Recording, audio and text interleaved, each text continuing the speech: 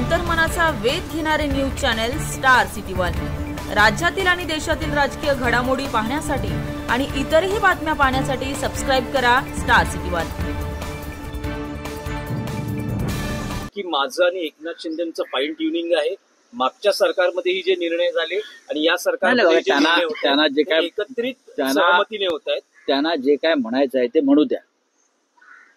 त्यांनी उद्धव ठाकरे साहेबांवर टीका करू द्या, त्यांना दुसरा कार्यक्रम नाहीये।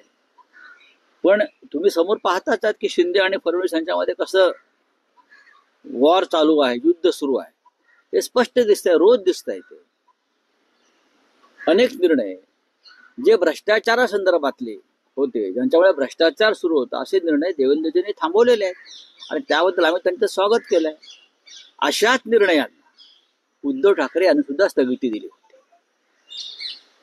असेच निर्णय आधीच्या नगरविकास मंत्र्यांचे किंवा अन्य मंत्र्यांनी, ज्यातून भ्रष्टाचाराला चालना मिळेल, ज्यातून दलालांना चालना मिळेल, अशाच निर्णयांना उद्धव ठाकरे यांनी स्थगिती दिली। त्याबद्दल देवेंद्र फडणवीस यांनी उद्धव ठाकरेंचं अभिनंदन केलं पाहिजे। आम्ही तुमचं करतो आहोत ना, की तुम्ही भ्रष्टाचाराला चालना देणारे, खतपाणी घालणारे आधीच्या मुख्यमंत्र्यांचे निर्णय हे थांबवलेले आहेत, हे महाराष्ट्राच्या हिताचं आहे, म्हणून आम्ही त्यांचं अभिनंदन करतो। आम्ही काय असं रडीचे डाव खेळत नाहीत।